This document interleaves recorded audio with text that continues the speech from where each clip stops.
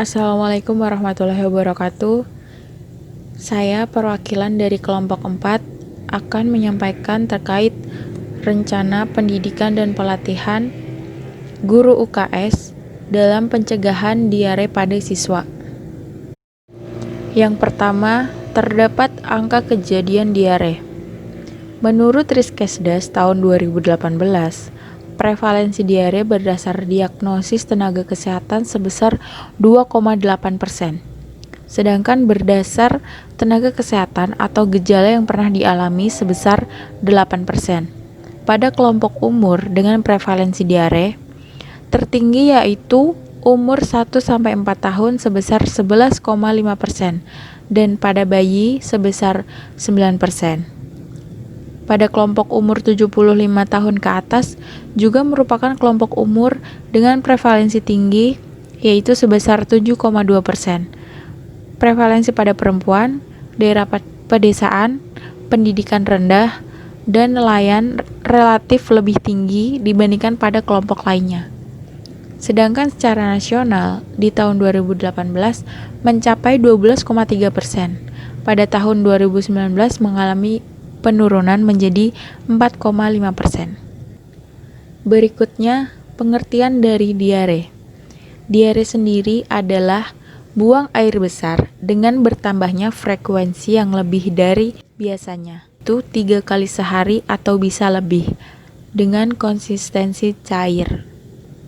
Selanjutnya terdapat faktor penyebab dari penyakit diare. Yang pertama ada faktor infeksi.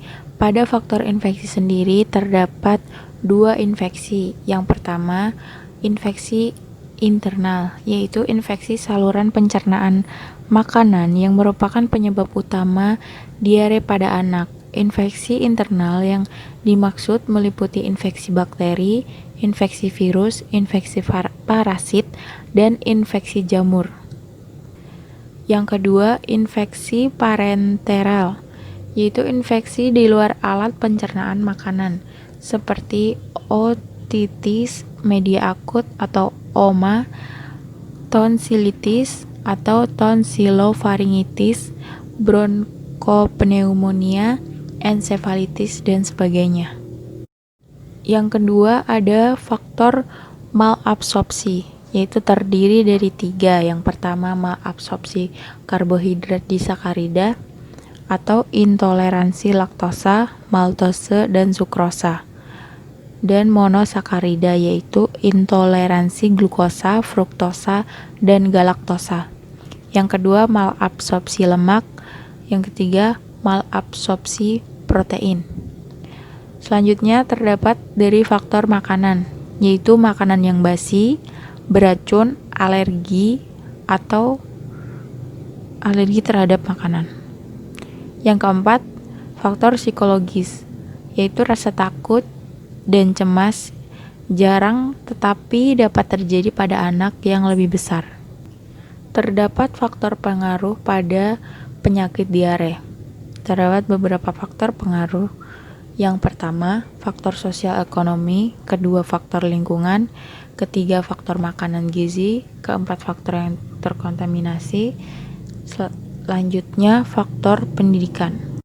Faktor sosial ekonomi meliputi kebanyakan pada anak-anak yang mudah menderita diare berasal dari keluarga besar dengan daya beli yang rendah, kondisi rumah yang buruk, tidak punya penyediaan air bersih yang memenuhi persyaratan kesehatan, pendidikan orang tuanya yang rendah, dan sikap serta kebiasaan yang tidak menguntungkan.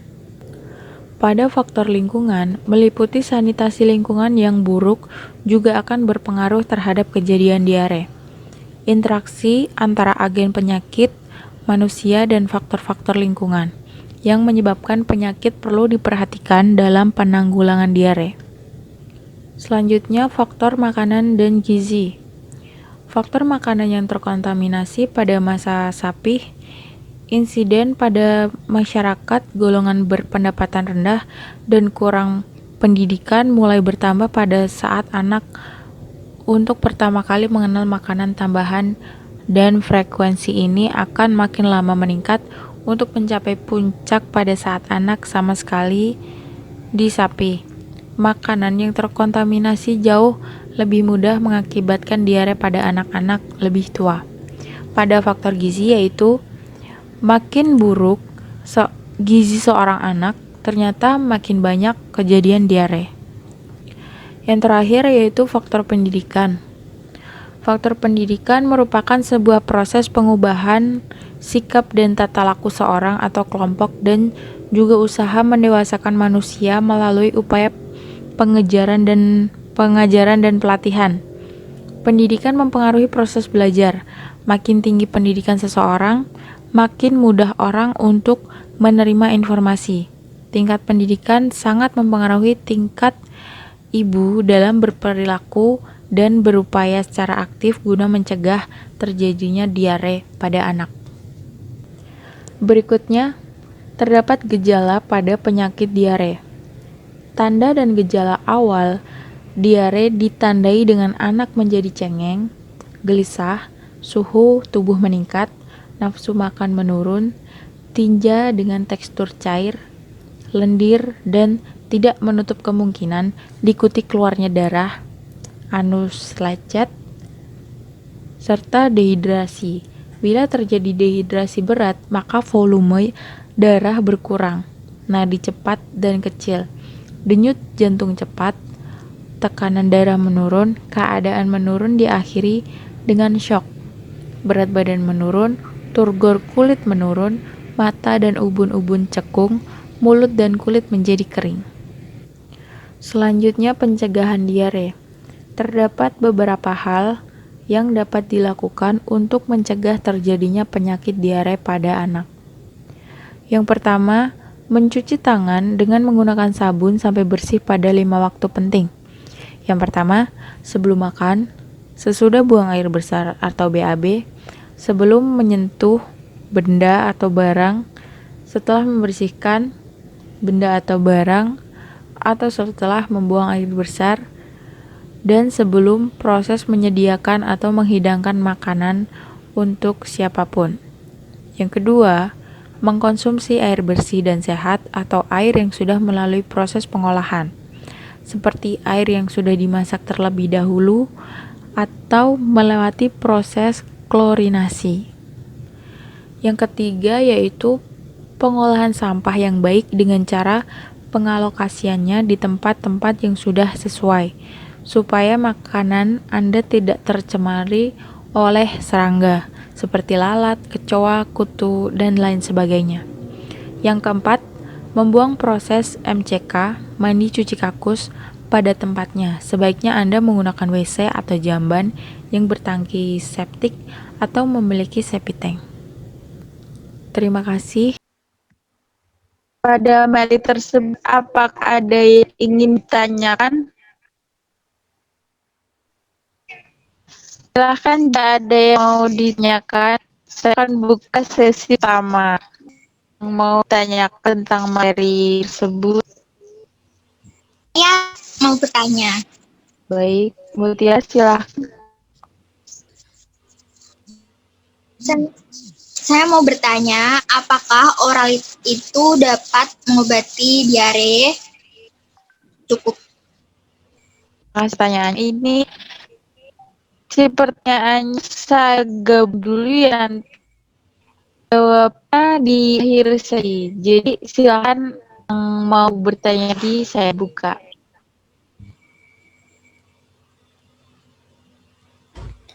Saya mau tanya, Ya, Mbak Sati. bagaimana membedakan infeksi virus dengan bakteri pada diare? Silakan jika ada yang mau bertanya lagi.